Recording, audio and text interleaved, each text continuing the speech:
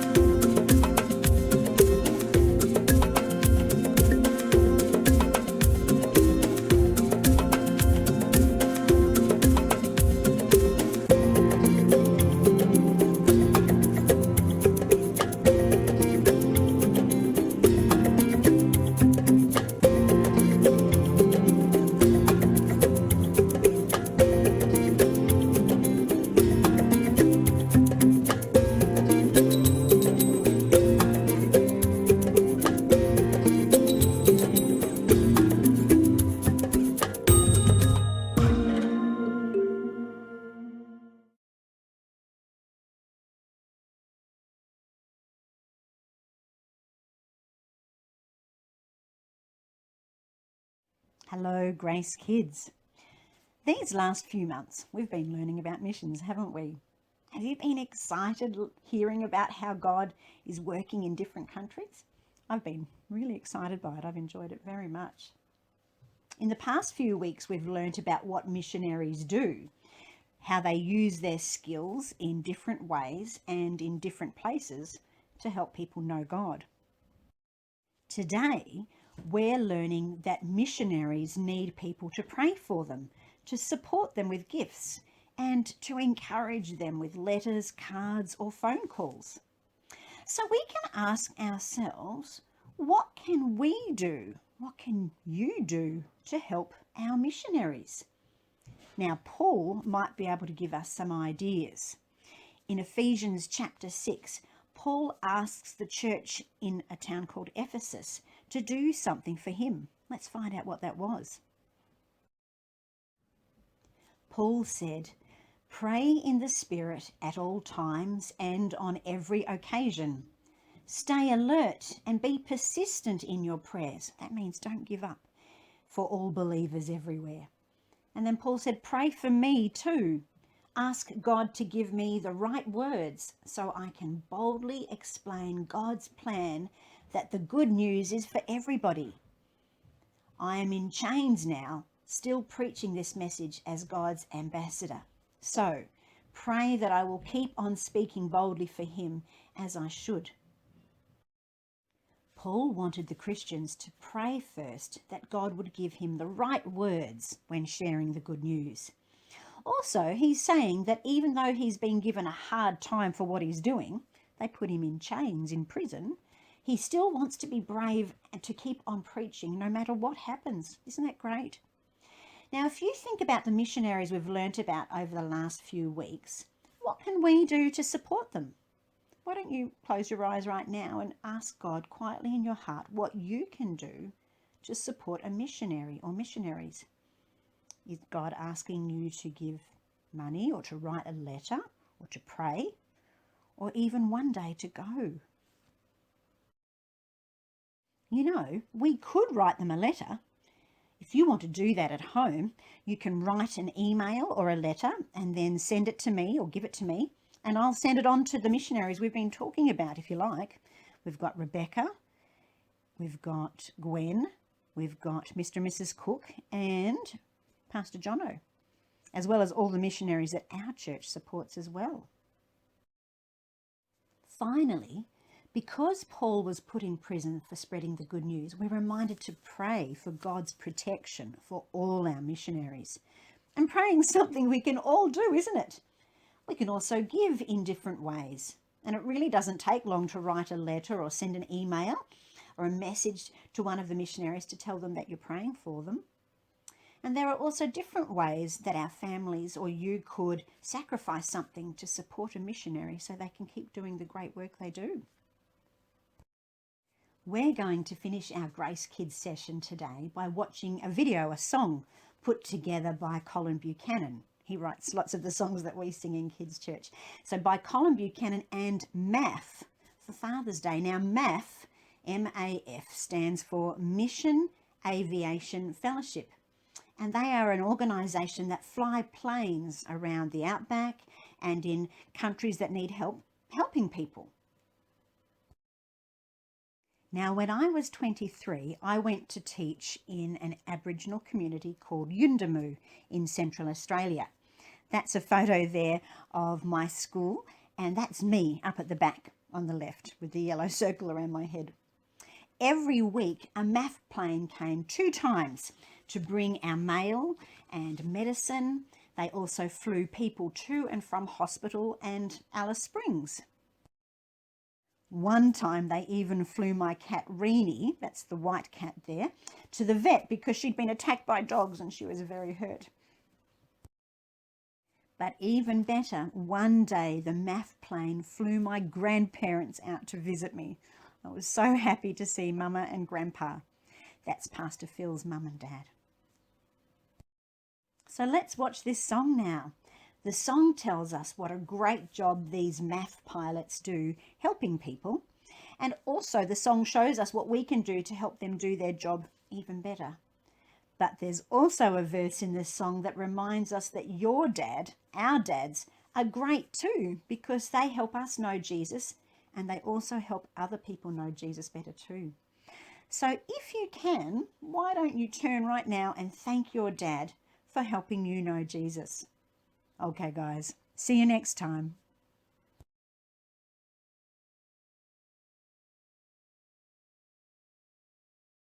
MAF and Colin wanted to make a new video this year, but they couldn't travel anywhere. So I asked people at home to chip in. Thanks everyone for your help. My daddy is a MAF man. He flies inside above to reach the isolated with lots and lots of love. He brings them food and shelter along with medicine. 'Cause if they are in trouble, my dad can get to them. Oh, that's what it takes to be a MAF man, to play your part.